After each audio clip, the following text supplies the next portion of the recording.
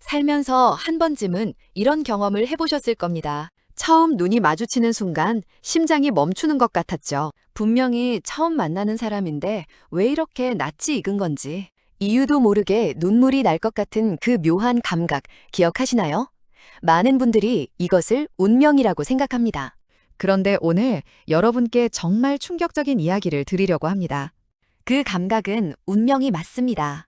다만 그 운명의 정체가 천생연분이 아니라 지금부터 함께 파헤쳐 보겠습니다. 20년 넘게 사주를 봐온 명리학자들 사이에서는 공공연하게 전해지는 이야기가 있습니다.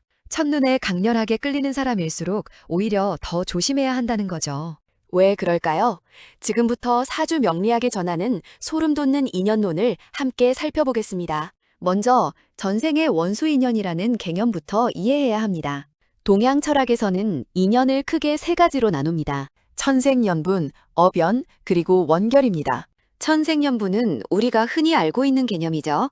전생에서부터 이어진 아름다운 좋은 인연이에요. 업연은 전생의 업, 즉 카르마로 연결된 인연입니다. 그리고 원결은 바로 전생의 원한과 맺힌 것으로 이어진 인연이랍니다. 사주 명리학에서는 이 세 가지 인연이 모두 현생의 사주 원국에 고스란히 나타난다고 봅니다. 그리고 흥미로운 점은 원결의 인연, 즉 원수 인연일수록 만남의 충격이 훨씬 더 강하게 온다는 거예요. 왜 원수 인연이 더 강렬하게 느껴지는 걸까요? 명리학적으로 설명드리면 전생에서 깊은 원한을 맺은 두 영혼은 서로의 에너지 파동이 강하게 얽혀 있습니다. 그 얽힘이 현생에서 처음 만나는 순간 강렬한 인식의 형태로 나타나는 거죠. 쉽게 말씀드리면 서로가 서로를 영혼 깊은 곳에서 알아보는 겁니다. 다만 그 기억이 사랑의 기억이 아니라 상처와 원한의 기억이라는 차이가 있는 거예요. 실제로 사주를 보러 오시는 분들 사이에서 이런 이야기가 정말 많이 나옵니다. 처음 만나는 순간 심장이 두근거리고 이 사람이 내 운명이라는 확신이 들어 사귀었는데 시간이 지날수록 상처만 받았다는 경험이요. 연애 기간에는 헤어지지 못하는 이상한 집착이 생기고 헤어진 후에도 오랫동안 그 사람이 잊히지 않죠. 이런 특성이 바로 원수 인연의 대표적인 패턴이라고 합니다. 잠깐, 여기서 중요한 게 있습니다. 사주에서 원수 인연을 나타내는 대표적인 지표가 있는데요. 바로 형충파해, 형충파해라는 개념이랍니다. 형은 서로를 형벌하듯 고통스럽게 만드는 관계, 충은 정면으로 충돌하는 관계, 파는 서로를 무너뜨리는 관계, 해는 서로에게 해를 끼치는 관계를 각각 의미합니다. 두 사람의 사주 원국을 합쳐봤을 때 이런 형충파해가 많이 발생하는 관계라면 명리학에서는 이 두 사람의 인연을 매우 신중하게 봅니다. 강하게 끌리는 만큼 서로에게 강한 상처를 줄 수 있는 관계거든요. 그런데 여기서 흥미로운 역설이 하나 있습니다. 형충파해가 강한 관계일수록 처음 만남의 감동도 크고 헤어지기도 더 어렵다는 거예요. 이게 바로 원수 인연의 가장 무서운 점이죠. 이 사람이 나를 힘들게 한다는 걸 알면서도 계속 곁에 있고 싶은 그 묘한 이끌림. 혹시 이런 경험이 있으신가요? 오래된 사주 서적인 적천수에서도 비슷한 내용이 나옵니다. 강하게 충하는 두 기운이 만나면 처음에는 폭발적인 에너지를 만들어내지만 시간이 지나면 서로를 소진시킨다고요. 불꽃이 타오를 때는 아름답지만 그 불꽃이 꺼지고 나면 재만 남는 것처럼요. 이 묘사가 원수 인연의 관계를 아주 잘 설명해 주더군요. 자, 그렇다면 구체적으로 어떤 경우에 원수 인연이 나타나는 걸까요? 첫 번째로 처음 만나는 순간 이유 모를 눈물이 날 것 같은 감각이 듭니다. 이것은 영혼이 과거의 기억을 인식하는 반응이라고 봐요. 기쁨의 눈물이 아니라 뭔가 오래된 슬픔이나 그리움 같은 감정이 올라오는 거죠. 두 번째로 처음 만났는데 마치 오래전부터 알던 사람 같다는 느낌이 강하게 듭니다. 기시감이 아주 강하게 밀려오죠. 이 감각은 실제로 전생의 기억이 잠깐 수면 위로 올라오는 현상이라고 명리학에서는 해석합니다. 세 번째 특징은 이겁니다.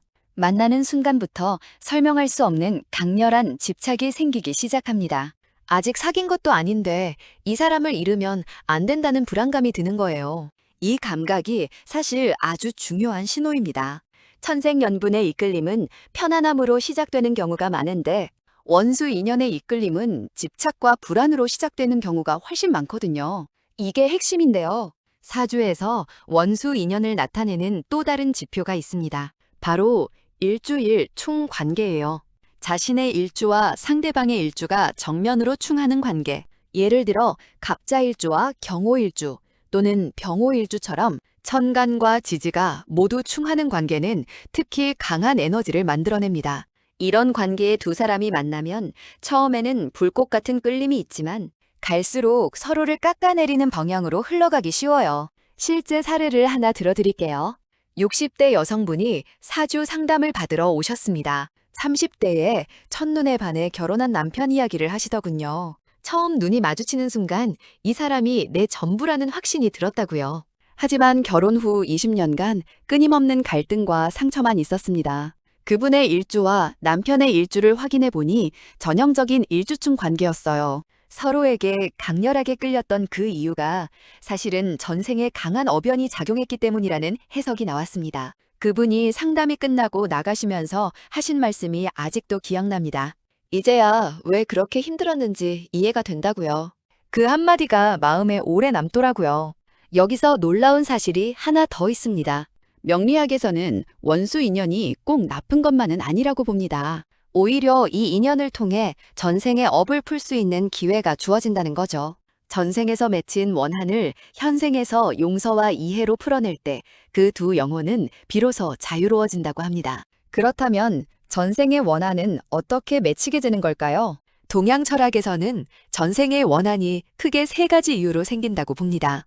첫째는 배신, 둘째는 빼앗김, 셋째는 버려짐입니다. 전생에서 깊이 신뢰했던 사람에게 배신당하거나 소중한 것을 빼앗기거나 사랑했던 사람에게 버려졌을 때 그 상처가 원한으로 남아 영혼에 깊이 새겨진다는 거예요. 그리고 그 영혼이 다시 현생에서 만나게 되면 처음에는 강렬한 끌림으로 시작하지만 점차 전생의 패턴이 반복될 수 있습니다. 배신당했던 전생의 기억이 있는 두 사람이 만나면 현생에서도 배신과 상처의 패턴이 반복되기 쉬운 거죠. 잠깐 여기서 한 가지 더 짚고 넘어가야 합니다. 원수인연과 천생인연분을 어떻게 구별할 수 있을까요? 사주 명리학에서는 몇 가지 명확한 기준을 제시합니다.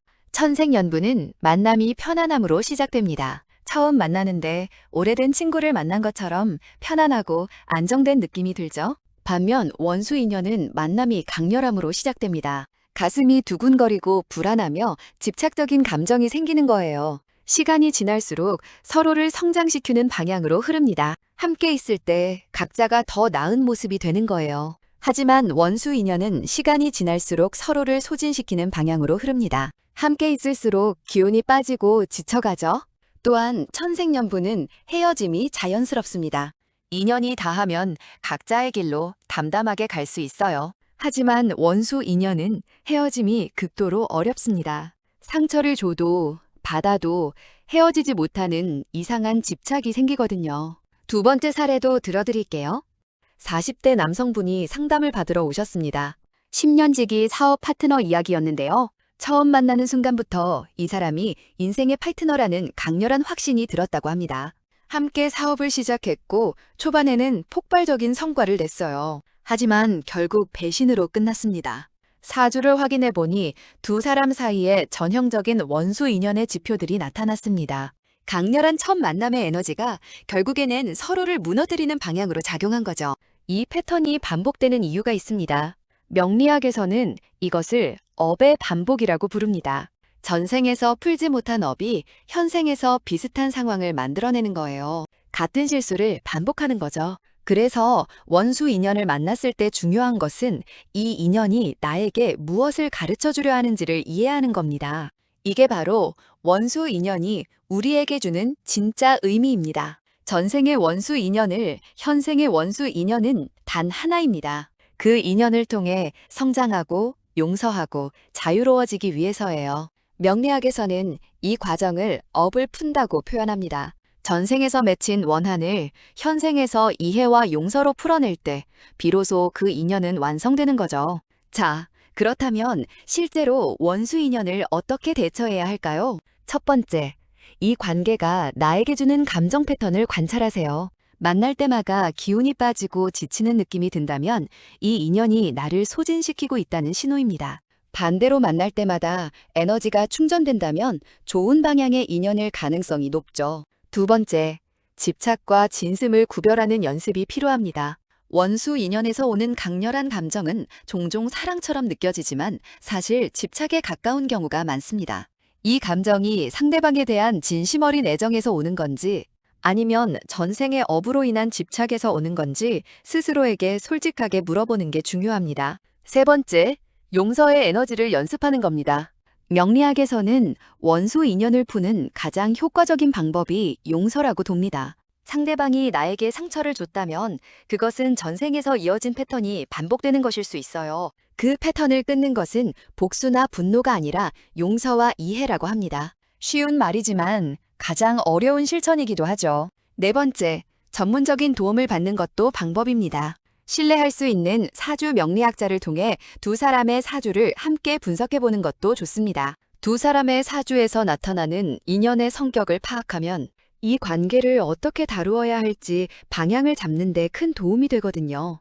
이 지점에서 현대 심리학의 관점도 함께 살펴볼 필요가 있습니다. 현대 심리학에서는 이와 비슷한 현상을 외상 반복 이론 또는 강박적 반복이라는 개념으로 설명합니다. 어린 시절의 상처나 과거의 트라우마가 무의식적으로 비슷한 패턴의 관계를 반복하게 만든다는 거죠. 흥미롭게도 명리학에서 말하는 전생의 업의 반복과 상당히 유사한 개념이랍니다. 서양 심리학은 이 패턴의 원인을 현생의 무의식에서 찾고 동양의 명리학은 전생의 업에서 찾는 차이가 있을 뿐 둘 다 같은 현상을 다르게 해석하고 있는 겁니다. 어떤 관점을 받아들이든 중요한 것은 이 패턴을 인식하고 끊는 것이죠. 그렇다면 원수 인연을 만났을 때 반드시 그 인연을 피해야만 할까요? 명리학에서는 그렇게 보지 않습니다. 오히려 원수 인연을 잘 풀어낸 두 사람이 가장 단단한 관계를 만들 수 있다고도 합니다. 전생의 원한을 현생에서 용서와 이해로 바꾼다면 그 인연은 오히려 가장 깊은 천생연분으로 변환될 수 있다는 거예요. 실제로 처음에 매우 힘들게 시작했지만 서로의 상처를 이해하고 용서하면서 가장 아름다운 관계를 만들어낸 경우도 적지 않습니다. 사주 명리학에서는 이런 관계를 업이 풀린 인연이라고 부릅니다. 전생의 원한이 현생에서 해소되는 순간 두 영혼은 진정한 자유를 얻게 되는 거죠. 그리고 그 자유로움 속에서 비로소 진정한 사랑이 싹틀 수 있다고 합니다. 이것이 바로 원수 인연이 우리에게 주는 가장 아름다운 선물이에요. 지금쯤 이런 생각이 드시는 분도 계실 겁니다. 내가 지금 곁에 두고 있는 사람 또는 과거에 강렬하게 끌렸던 그 사람이 혹시 전생의 원수는 아닐까 하고요. 그렇다면 어떻게 확인할 수 있을까요? 가장 정확한 방법은 두 사람의 사주를 합쳐보는 합궁 분석입니다. 전문 명리학자에게 두 사람의 생년월일시를 알려드리면 두 사람 사이의 인연의 성격을 어느 정도 파악할 수 있습니다. 하지만 그보다 먼저 여러분 스스로 이 질문을 해보시기 바랍니다. 이 사람과 함께 있을 때 내가 더 나은 사람이 되어가고 있는가? 아니면 점점 지쳐가고 있는가? 이 사람과의 관계가 나를 성장시키는가? 소진시키는가? 이 사람을 생각할 때 설레임인가? 불안인가? 이 질문들에 대한 솔직한 대답이 이 인연의 성격을 가장 먼저 알려줄 겁니다. 마지막으로 원수 인연에 관한 오해 하나를 꼭 짚고 싶습니다. 원수 인연이라는 말을 들으면 많은 분들이 그 사람이 나쁜 사람이라는 뜻으로 오해하시는 경우가 많습니다. 하지만 그렇지 않습니다. 원수 인연의 상대방도 사실은 전생의 업에 얽힌 또 하나의 피해자일 수 있어요. 서로가 서로를 모르는 상태에서 전생의 패턴이 반복되는 겁니다. 그래서 탓하는 것보다 이해하는 것이 이 인연을 푸는 가장 빠른 길이랍니다. 오늘 이야기의 가장 중요한 핵심을 다시 정리해 드릴게요. 첫눈에 강렬하게 끌리는 사람이 반드시 좋은 인연은 아닐 수 있습니다. 때로는 그 강렬함이 전생의 원한과 업이 만들어내는 신호일 수 있거든요. 그렇다고 이 인연을 무조건 피하라는 이야기가 아닙니다. 중요한 것은 이 인연이 나에게 무엇을 가르쳐 주려 하는지를 이해하는 겁니다. 그 가르침을 이해하고 용서와 성장으로 나아간다면 어떤 인연이든 갈굼에는 아름다운 방향으로 마무리될 수 있습니다. 사주 명리학은 미래를 결정짓는 학문이 아닙니다. 내 삶의 패턴을 이해하고 더 나은 선택을 할 수 있도록 도와주는 지혜의 학문이죠. 오늘 이야기가 여러분의 인연을 새로운 시각으로 바라볼 수 있는 계기가 되셨으면 합니다. 강렬하게 끌리는 그 사람, 어쩌면 전생의 원수일 수 있습니다. 하지만 또 어쩌면 이번 생에서 진정한 천생연분으로 변화할 기회를 주는 사람일 수도 있습니다. 그 선택은 결국 여러분에게 달려 있습니다.